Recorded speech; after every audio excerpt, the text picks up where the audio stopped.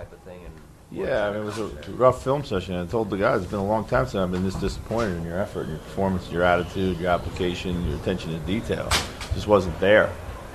Western Conference Finals started. I'm not sure if they got the memo. They got it this afternoon.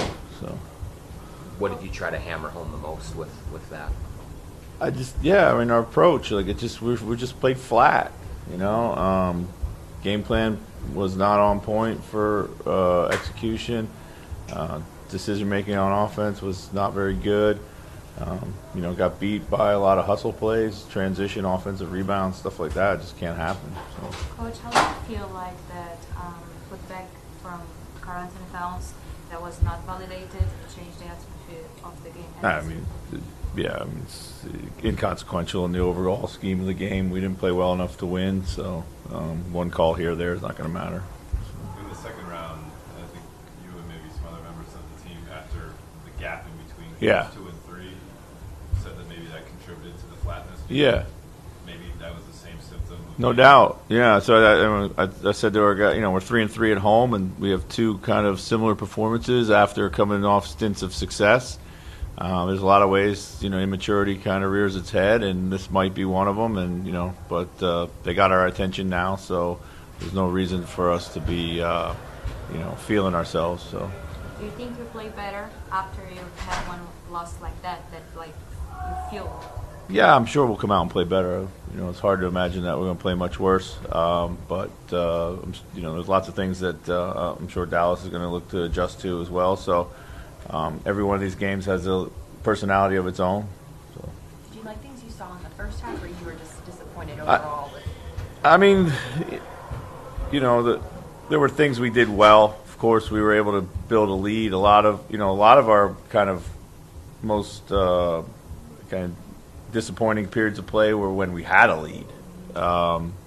So yeah, but I think it's, you know, there was some things to learn from and be able to do better for sure.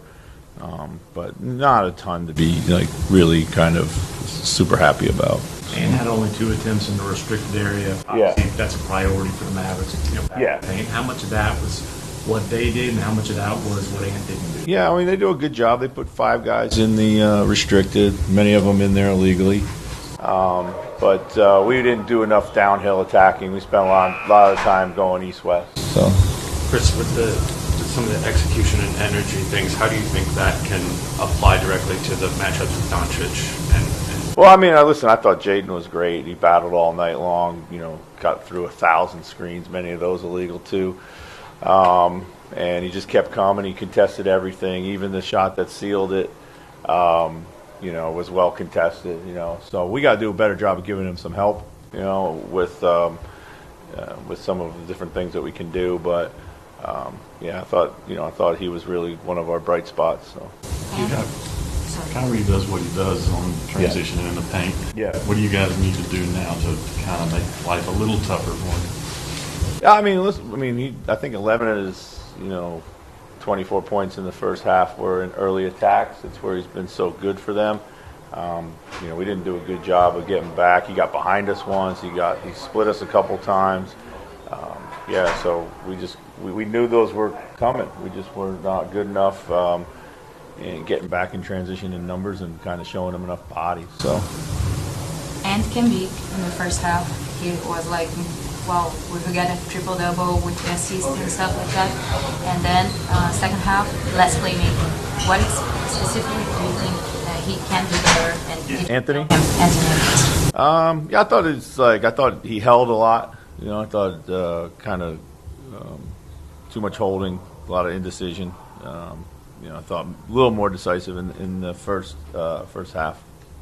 Chris, there's been a few times this year where you've had frustration, or the players have talked about kind of like some fatigue in a game, and there has been right away the next game a bounce back in those areas. What has gone into that? Maybe it was a film session like today, but one that's worked. I mean, we have a pretty good bounce back team. I mean, we got high character guys that care. They recognize. They own their mistakes. They own the performance. We got depth, so there's always different options to go to. Guys have been pretty locked in. I think in terms of executing game plans, we've been really good all postseason. This was probably our worst showing there, so I think we'll be more locked in on what we're trying to do in the game plan. So Chris, you had 10 fast break points in the first quarter, only 2 the rest of the game. Yeah. Do you feel like you've got to be able to? Yeah, no doubt. We're not the fastest team by any stretch of imagination, but we got to get easy buckets. We got to get out. And I could tell when the game started, even though we might have had 10 in the first quarter, we weren't really putting the effort in, getting up and down the floor, like stretching the defense. So we got to be much better there. Chris, when you guys played your first 2 preseason games against Dallas, do you remember what you thought of Derek Lively as a player, and did you have any idea that he would already be playing a role like he is? Yeah, I mean, I think it's a long way back, but you could see the activity for sure. The athleticism. It's a perfect complement to Luka in a lot of ways. Like most rookies, his head was spinning. As we watched him through the regular season, he just got better and better every single time we saw him play. So, really good young player, and with the addition of Gafford, the way they platoon those guys keeps them fresh. It kind of adds to their impact. When you guys were attacking from the weak side, attacking closeouts, it seemed like as you were trying to drive, the Mavs were able to get hands on a lot of balls, a lot of dribbles. What do you want to see out of those situations to get kind of more clean execution? Yeah, I mean, they definitely stripped us a few times. We're going into a crowd. We got to avoid playing in the crowd. I thought the last Doncic strip was definitely a foul. That's a big no call right there. But beyond that, we got to be mindful of they're always heavy in the gaps and they're always trying to reach. And we got to make the early play. Chris, you guys had 49 of your 89 shots from beyond the arc. Yeah. How much of that diet was, intentional, and how much was, you playing into what they wanted you guys to do? I think, listen, I wouldn't say that we played into what they wanted us to do. They gave us a lot I thought we could have taken another 10 wide open threes if we would have made the right play. We do have to get to the rim a little bit more for sure. I think when we get there, we got to certainly finish a little bit better. But like I said, with the number of bodies that they have in the paint, sitting on Anthony and Cat Drive in particular, they're going to offer us shots, and we usually try to just take what the defense gives us no matter where it is, if it's at the rim or at the three-point line. We kind of talked before the series started about the vast difference in the style of play that Dallas has to Denver. Mm-hmm. Do you think there were some adjustments that were going on last night, just kind of learning a new opponent, or how do you see that? Yeah, when you play a team 7 times in a span of 2 weeks, I think you do get a little adjusted to them. So I think we got to flip the switch to guys like this Dallas team has. PJ was playing at a very high level. Kyrie and Luka, obviously 2 very good scorers in our league and very crafty and have a lot of game to them. So we just got to make that adjustment. And it's a lot different style than Jokic coming at you or Jokic being super effective. So just flip that switch. They also seem really active on the glass, just with a lot of athletes there. What kind of adjustments can you make just to kind of reassert your size and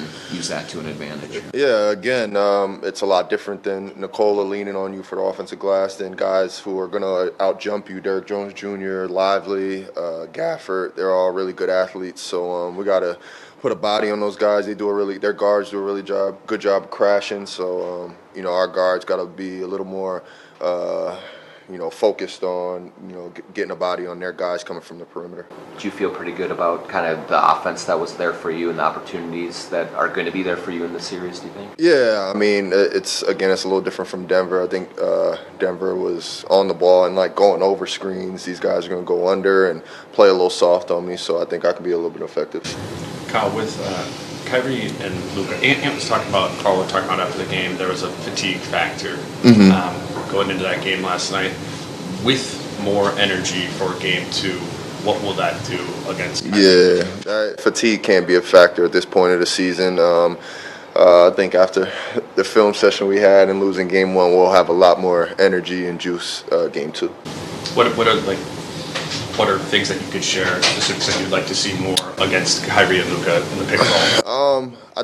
I think we left it to Jaden too much, or Rudy, or one man. I think it's a whole team effort when you're playing against 2 skillfully offensive guys like that. So, guys got to be in gaps. It's going to take 5 of us to guard them. Just got to be a little bit more attentive. So not defending it with 2 anymore. No, that's the case as well. But we got to present ourselves. A lot of Kai's buckets were in transition, and in transition, I don't think we want to like stay home or anything like that. We got to be able to show them a crowd and present ourselves and make it tougher. 49 threes is a lot for kind of any NBA team to put up, but you guys were ranked in the 20s in threes per game during the regular season, so even a bigger number for you. What do you think led to that in game 1? And did you learn anything from the film in terms of? We shot 49 threes. Oh wow, that's a lot.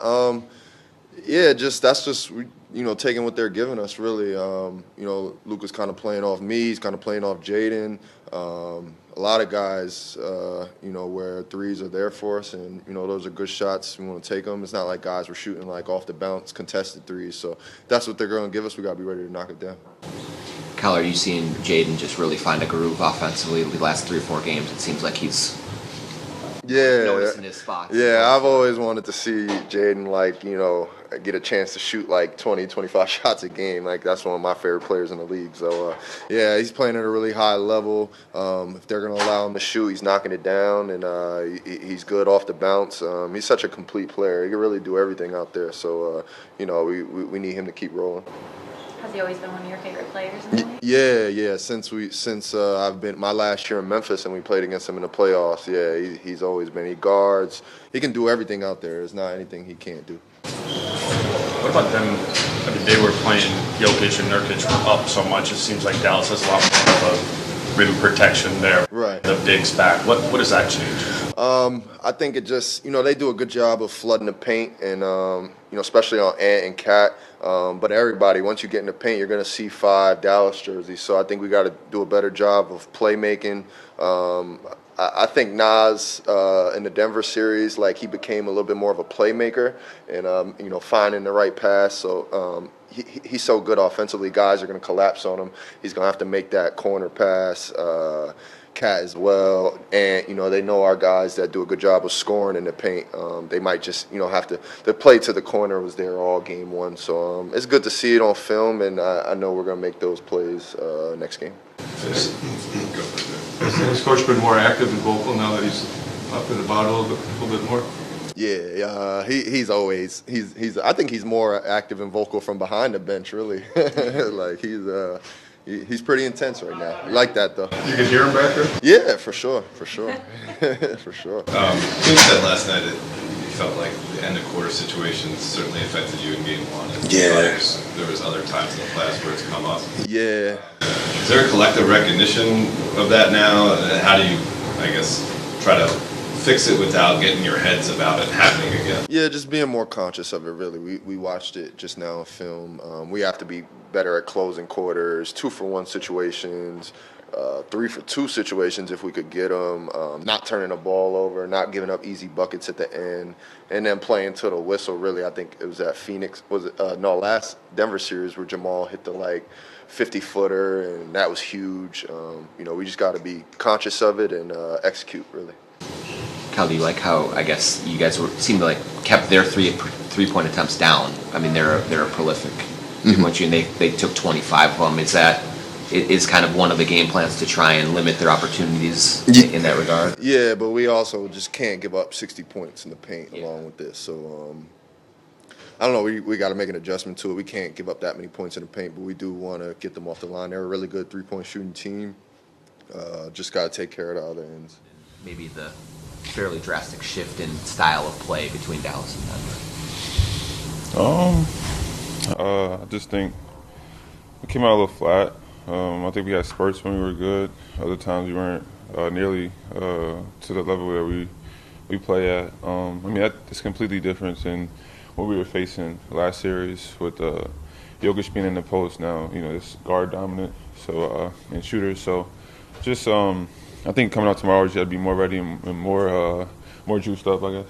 Kyle was just saying how the 60 points in the paint is a point of emphasis. What do you think you guys can do better to limit some of their scoring in that area? Just guard and protect the rim. Have low man presence. I think with Rudy on the floor, they're 22 for 27, and then 100% with him off the floor. So just being better in those 2 areas. Nas, Kyle was talking about how felt like you guys got some better understanding from the film session today. What did you take away from that? For me, I think we just got to see, how we performed yesterday. That's not nearly the level of basketball that we, bring to the table. So just, going out there and compete, and obviously we didn't have maybe a day, but still no excuse. Indiana had maybe less time than us, and they performed. So we got to be better. That's all. More like energy, or energy, effort, both, all of it. I think you were something like 3 for 6 threes, so obviously those are a good percentage and a good output. But the team, you guys shot 49, I don't know, shot around 5% or something like that. What do you think went into that amount of your offense coming from outside the line? I think we had a lot of decent shots that went in and out, especially down the stretch. I think a lot of them went in and out. I mean, those shots would come. I think there was a lot of decent offense, but throughout the game, I think we could have been better, offensively and defensively. With Dallas playing their bigs back after Nurkic and Jokic were up so much, is there like an adjustment period or what changes in that of what you guys need to attack offensively? Nothing really. I think that's kind of more to our advantage with our stretch bigs. With them being back, being able to manipulate that. So I don't really think nothing changes. Some more like pick and pop stuff, yeah. And then Ant was Possibly, pulling up a little bit there too. That's there. Yeah.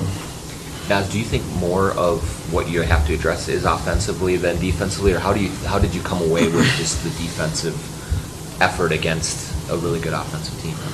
I mean, we're the #1 defensive team in the league, so the amount of points that we allow, 108, I think it's too much for that team. And I think we just didn't bring it defensively. I think that's pretty much what it is. Like you said, 60 points in the paint, 20 of them were or 40 of them were in the first half. I mean, that's just simple. So. In the last series, you had the time in between games 2 and 3, and kind of coming after game 3, it seemed like a lot of guys were like, maybe that gap didn't necessarily help us. Do you think that anything to do with the gap in between the second round and the conference finals that could have contributed to overall level for you guys? I'm not really sure, to be honest. I don't really want to say that because, I know for me, I kind of like the short, every other day type of game. So I'm not really sure, honestly. I think it was just all flat. I do know that, though. About the Kyrie and Luka matchup, what do you guys need to do better there? Does more energy help that, or are there more like technical things you guys got to get at in that pick and roll? Maybe just energy. Obviously, those two guys are who they are. Luka, MVP candidate, Kyrie is Kyrie. You know what I'm saying? So, a lot of things you kind of live with. But I think Ant and Jaden are definitely up for that matchup, and I think that they'll be better throughout the games to come. That's keeping them off the offensive glass too. Kind of a key. It seems like a couple of times they were able to create second, third opportunities for themselves. That makes it harder for you guys. 100%. I think in every category aspect, we got to be better. We didn't really play the brand of basketball that we bring to the table, so I think that's just really what it was. Back to the points in the paint, that's kind of Kyrie's wheelhouse. Yeah. What do you guys have to do to pick him up earlier or get him off his game when it gets to get in the grinder? Kyrie, like you said, Kyrie is Kyrie, so he's going to find ways and to do whatever he likes to do and things of that nature. Just tighten him up. I think just try and make him miss. Like I said, he's Kyrie, so.